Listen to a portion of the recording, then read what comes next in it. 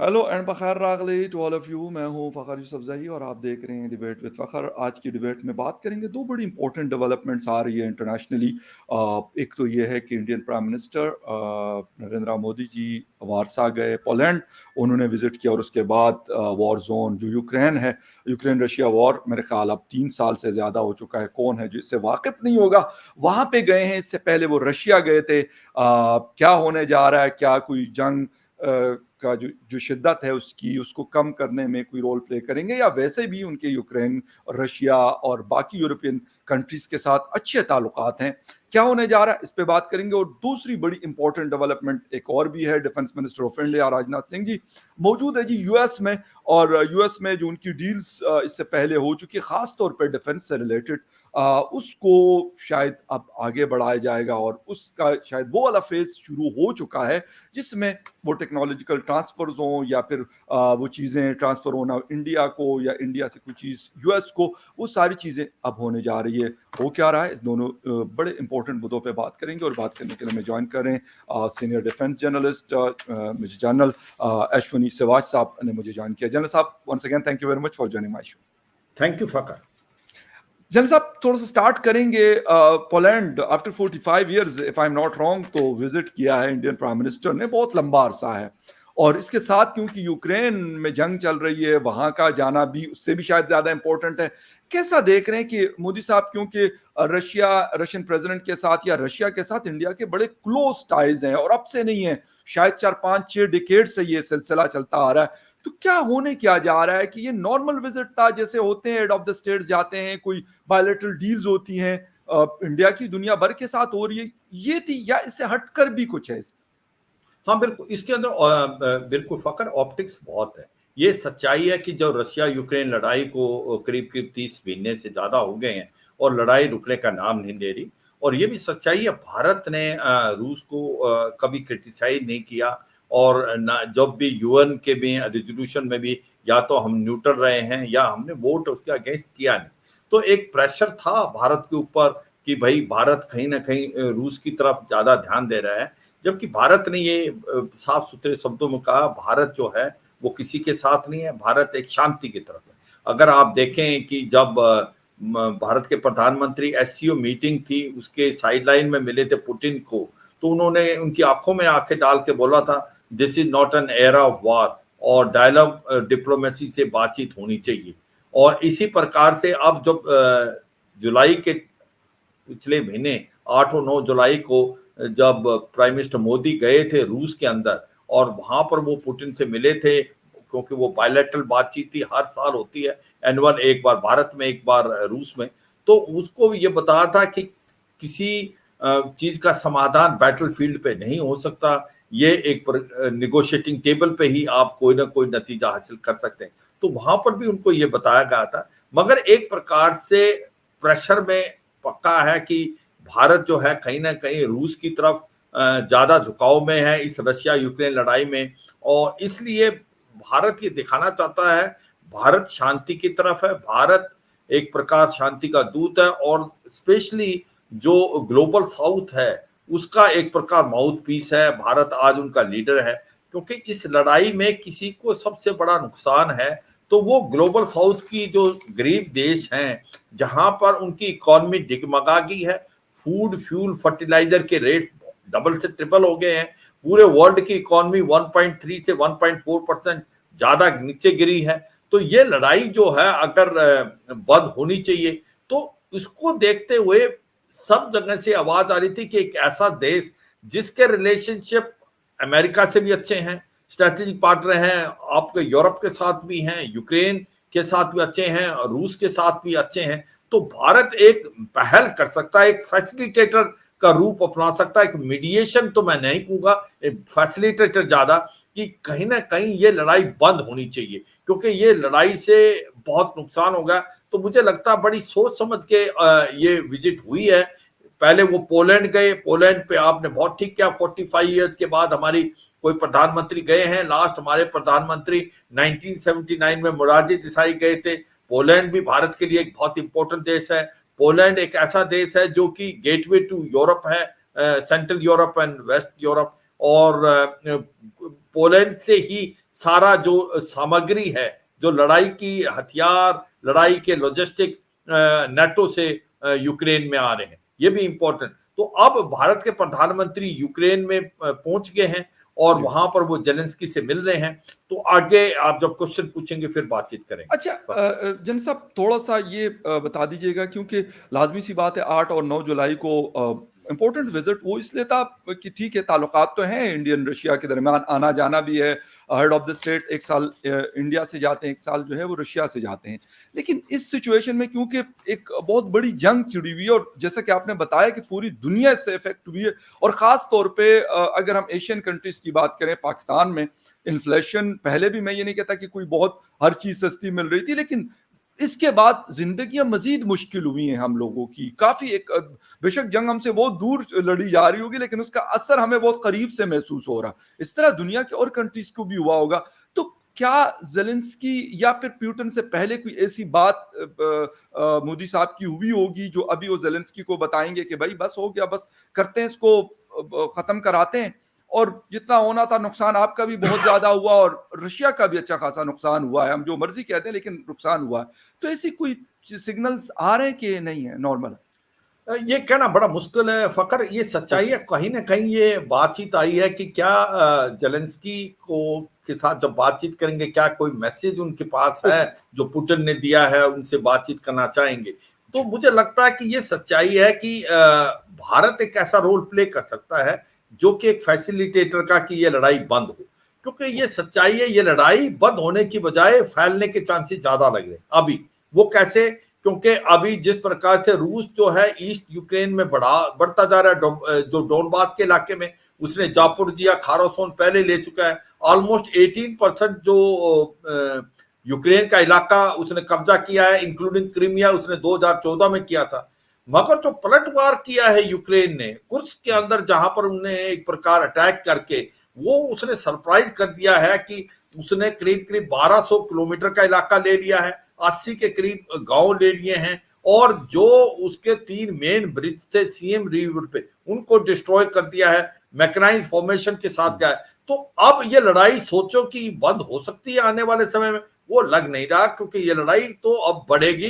क्योंकि रूस के लिए तो एक बड़ा इमोशनल इशू होगा, उसके ऊपर आपने ये दिखा दिया कि यूक्रेन भी अंदर जा सकता है। कहीं ना कहीं यूक्रेन ने यूरोप को दिखा दिया कि आप अगर मुझे हथियार देंगे तो हम और भी आगे जा सकते हैं। तो जो अब एक प्रकार से फटीक हो गया था, वार फटीक था काफी समय से, वो मुझे लगता है कि जिस प्रकार से कुर्स्क के अंदर यूक्रेन गया है, उसने थोड़ा सा सिचुएशन बदल दी है। लड़ाई इतनी जल्दी रुकने वाली नहीं है। मगर फिर भी जो भारत के प्रधानमंत्री जिस प्रकार से उन्होंने बोला कि पहले हमारे रिलेशनशिप, हम दूरियां रखते थे हर देश से, अब हम अपने सब देशों के साथ क्लोज रिलेशन रखना चाहते हैं। तो मुझे लगता है कि ये सच्चाई है कि भारत कोशिश कर सकता है।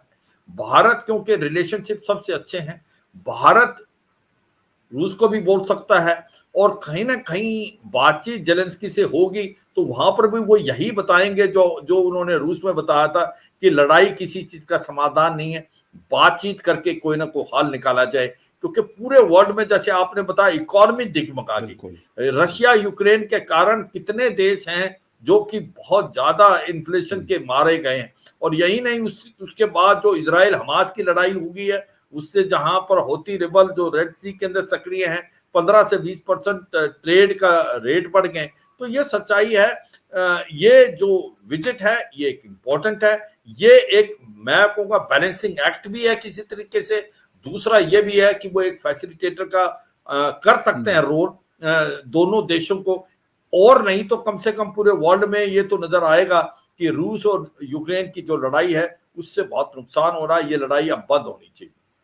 फकत बिल्कुल सही है, बड़ी इंपॉर्टेंट चीज़ है कि अगर ये लड़ाई बंद होती है, लेकिन जैसे कि आपने बोला कि इस वक़्त इसके चांसेस शायद कम नज़र आ रहे हैं, लेकिन खैर एनीवे देखते हैं कि क्या होता है। लेकिन जनरल साहब, इसके साथ-साथ बड़ी इंपॉर्टेंट खबर है कि defence minister of India Rajnath Singh ji जो है, वो यूएस में मौजूद है, और अगर हम लास्ट 4-5 सालों में देखें तो बहुत सारे एग्रीमेंट्स ऐसे हुए हैं, डिफेंस से रिलेटेड भी हुए हैं। इससे अलावा ऐसी टेक्नोलॉजीज़ भी हैं जो डिफेंस सेट कर है, लेकिन किसी भी कंट्री के लिए बड़ी ज़रूरी होती है, वो डील्स भी हुई है। क्या होने जा रहा है, क्योंकि 3 डेज़ का बड़ा अहम विज़िट है जो शुरू है राजनाथ सिंह जी। हाँ, बिल्कुल, आपने ठीक बोला फ़खर। ये सच्चाई है कि लास्ट 20 साल से भारत और अमेरिका के जो रिलेशन में काफ़ी गर्मी आई है। चाहे वहाँ पर एक प्रकार मैं ये कहूँगा बाइपार्टिजन अंडरस्टैंडिंग है यूएस में भी, चाहे रिपब्लिकन हों गवर्नमेंट बनाई या डेमोक्रेट की, भारत के साथ रिलेशनशिप अच्छे हुए हैं। और हमने 4 बेसिक एग्रीमेंट भी साइन किए, जो कि कासा है, कम्युनिकेशन कॉम्पिटिशन सिक्योरिटी अरेंजमेंट, उसके बाद लिम्यू logistic exchange memorandum of agreement, और अब लास्ट में जो फोर्थ की थी बेका, बेसिक एक्सचेंज कोऑपरेशन एग्रीमेंट। इसका मतलब सच्चाई यह है कि जो क्रिटिकल टेक्नोलॉजी पहले अमेरिका भारत को नहीं देता था, और भारत ज्यादातर हथियार रूस ओरिजिन के लिए 70% के करीब, 70 से भी ज्यादा, वो अब कहीं ना कहीं 10 साल में काफी बदलाव आया है। क्योंकि अमेरिका पहले हमें टेक्नोलॉजी ट्रांसफर भी नहीं करता था, क्रिटिकल टेक्नोलॉजी देता था, तो उसके कारण हम रूस पे ज्यादा डिपेंडेंट थे। और अगर आप इस चीज में मैं बताना चाहूंगा अपने व्यूअर्स को, जबकि अमेरिका ने पाकिस्तान को बहुत हथियार दिए, F-16 जो है वो अमेरिका ने दिए हैं, पैटर्न टैंक दिया, बाकी काफी हथियार मुझे लगता है कि पाकिस्तान को जो है ज्यादातर अमेरिका से मिले। पर भारत के पास ज्यादा हथियार रूस ओरिजिन के थे। मगर ये सिचुएशन 10-15 साल में काफी चेंज हुई है। अभी आप देखें कि जो मैंने ये 4 एग्रीमेंट बताई, उसके कारण क्या है कि भारत को एक तो लेटेस्ट टेक्नोलॉजी वाली चीजें दे रहे हैं, एक ट्रांसपोर्ट टेक्निक। अभी हमने M777 अल्ट्रालाइट हाउजर लिया था वहां से, उसको जो एक प्रकार से अब भारत में महिंद्रा डिफेंस बना रहा है, खुद बना रहा है इंडिया में ही। इसके पास भारत ने जो एयरक्राफ्ट लिए हैं, C-17 glow master, C-130 Hercules, Chinook helicopter, और उसके बाद अपाचे अटैक हेप्टर, तो वो अब अमेरिका जो कि देता नहीं था हमको, ट्रांसफर टेक्नोलॉजी नहीं करता था, अब वो भारत को साथ ट्रांसफर टेक्नोलॉजी भी करने को तैयार है और क्रिटिकल टेक्नोलॉजी भी शेयर करने को तैयार है। तो ये बदलाव आया है भारत और अमेरिका के बीच में। इसका रीजन सबसे ज्यादा इंपॉर्टेंट है कि इनके म्यूचुअल इंटरेस्ट मिलते हैं, और वो मिलते हैं इंडो पैसिफिक के अंदर, इंडियन ओशन में।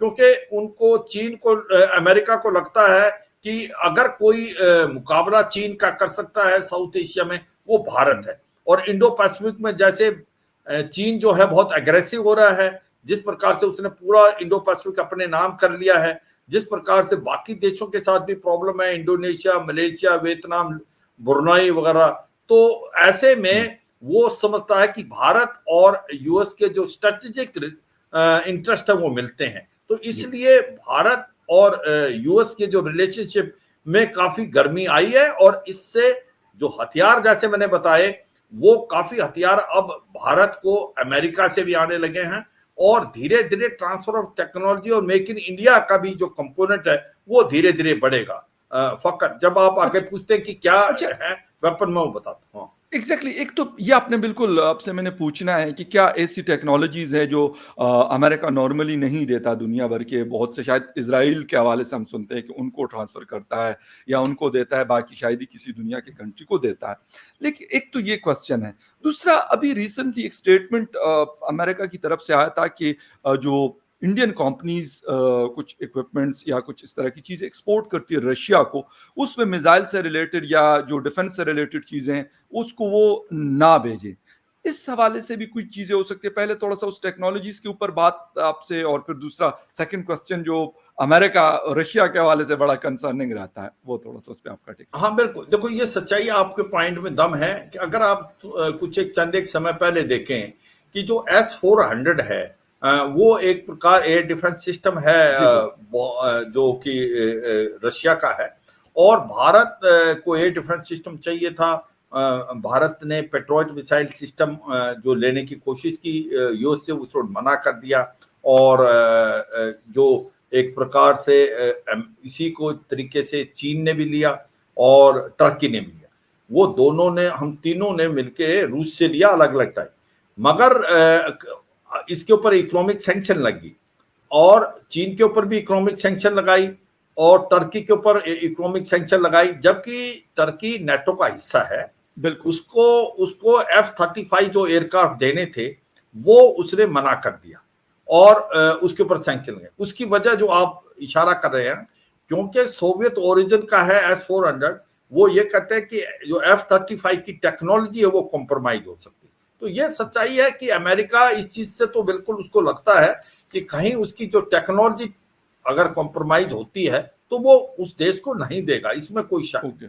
और अब जो भारत को भी देगा, उसका जो सबको करें जो सैंक्शन प्रूफिंग का क्या है, क्या आप यकीन कर सकते हैं कि कल को अमेरिका आपको ये सामान देगा, बंद ना कर दे सैंक्शन जी बिल्कुल। देखो ये तो हो सकता है। आपको अपना नेशनल इंटरेस्ट देखना है, अमेरिका अपना नेशनल इंटरेस्ट देख रहा है, मगर ये सच्चाई है कि जो जैसे सब कहते हैं रशिया यूक्रेन लड़ाई क्यों नहीं रुक रही, उसकी वजह एक ये भी है कि अमेरिका की जो इंडस्ट्रियल मिलिट्री कॉम्प्लेक्स है वो बहुत ज्यादा उनको फायदा हो रहा है, वहां उनकी बिक्री हो रही है, उनके हथियार बिक रहे हैं, और इसी के कारण ये लड़ाई रुकने का नाम नहीं ले रही। ये भी बात ठीक कह रहे हैं। तो मुझे लगता है कि ये सच्चाई है, आपको अपना नेशनल इंटरेस्ट देखना पड़ेगा।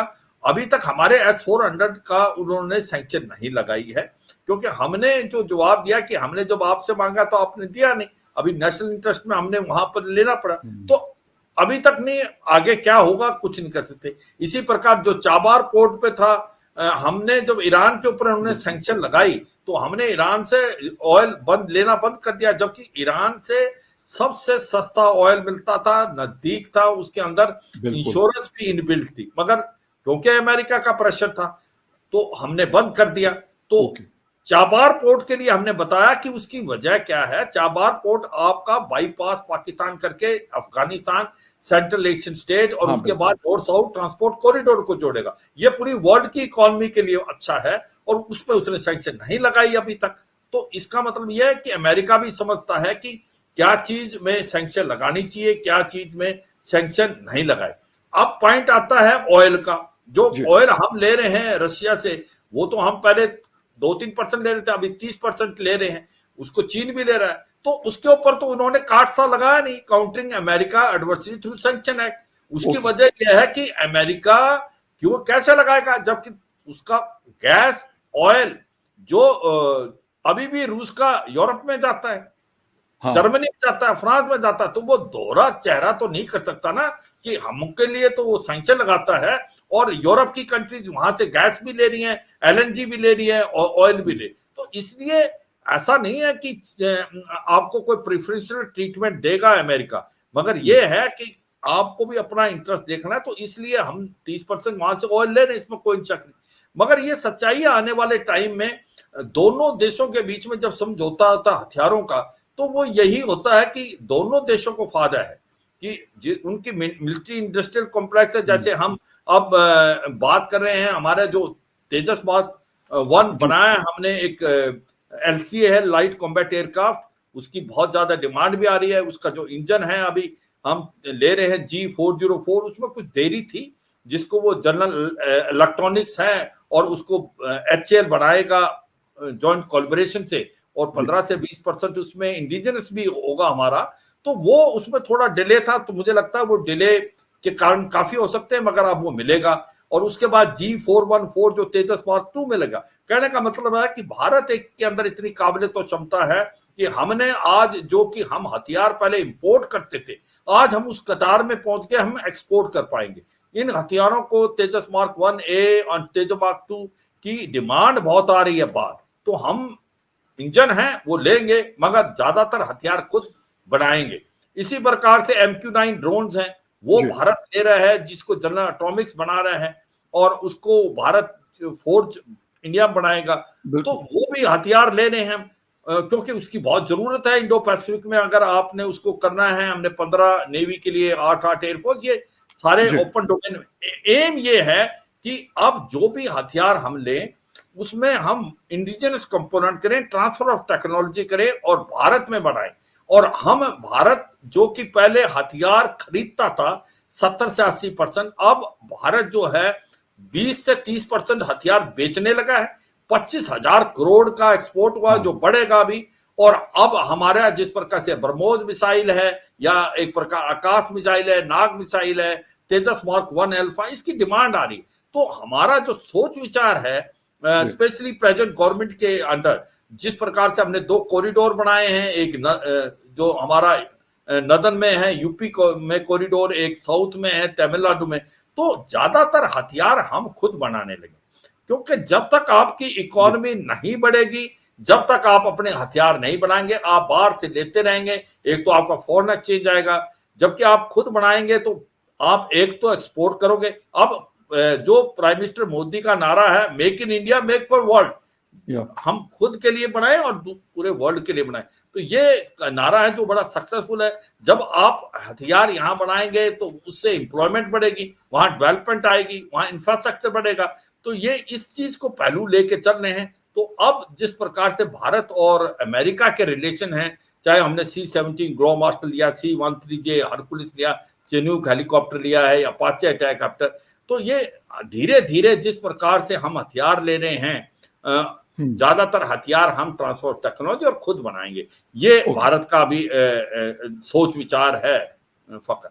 राइट। अच्छा जनरल साहब, लास्ट क्वेश्चन, मतलब आपने बात की कि अमेरिका को ये सूट करता है कि वो चाइना को न्यूट्रलाइज करने के लिए ये सारा कुछ करे। तो वाक़ई इन फ्यूचर हम ऐसा देख सकते हैं कि एक तो चीन के ऊपर प्रेशर इस चीज़ का, ये जो आप बता रहे हैं, और द सेकंड थिंग इज़ कि क्या इंडिया वाक़ई ऐसी कोई चीज़ करेगा कि अमेरिका ने तो हमेशा यही किया है, वो हम गल्फ वॉर की मिसाल ले लें, हम लीबिया को ले लें, अफ़गानिस्तान को ले लें, कहीं भी दुनिया की किसी भी जगह को ले ले, अपने आप को तो बचा लेता है लेकिन अगले को फंसा देता है। तो ऐसी कोई चीज़ है कि नहीं, बस ठीक है, मतलब इंडिया के चीन के साथ भी ताल्लुकात बेहतर रहेंगे, रशिया के साथ भी एंड यूएस के साथ? देखो, भारत एक ऐसा देश है कि उसकी एक स्ट्रेटेजिक ऑटोनॉमी है। भारत किसी के कहने पे कुछ नहीं करता, भारत अपना ओके, नेशनल इंटरेस्ट देख रहा है। देखो, आज भारत का नेशनल इंटरेस्ट है, क्योंकि भारत और चीन के रिलेशनशिप में खटास है। जिस प्रकार से वो 3 डिवीजन लेके लद्दाख में आया हुआ था, तो भारत ने अपना इंफ्रास्ट्रक्चर बढ़ाया, भारत बिल्कुल तैयार है जवाब देने के लिए। तो ये सच्चाई है कि आज अमेरिका और भारत का जो एक कॉमन एनिमी चीन है, इसमें कोई शक नहीं, और वो उसके लिए भारत तैयार है, इसमें कोई दो राय नहीं। तो भारत अपनी मॉडर्नाइजेशन कर रहा है, पर भारत का मतलब ये नहीं है कि अमेरिका के साथ है या रूस के साथ है। भारत जो है वो अपने साथ है, एक स्ट्रेटेजिक ऑटोनॉमी का मुजाहरा है। क्योंकि अगर आप ऐसा सोचे अमेरिका, तो भारत के रिलेशनशिप रूस के साथ भी बहुत अच्छे हैं, भारत के रिलेशनशिप अमेरिका के साथ भी बहुत अच्छे हैं। हाँ, भारत के रिलेशनशिप चीन से अच्छे नहीं है, और जी, हमें जो स्ट्रेटेजिक पार्टनर जैसे क्वाड का हम मेंबर है, क्योंकि अब मालाबार एक्सरसाइज होने वाली है, उसमें चारों देश हैं, भारत भी है, उसके अंदर ऑस्ट्रेलिया भी, जापान भी, यूएस भी।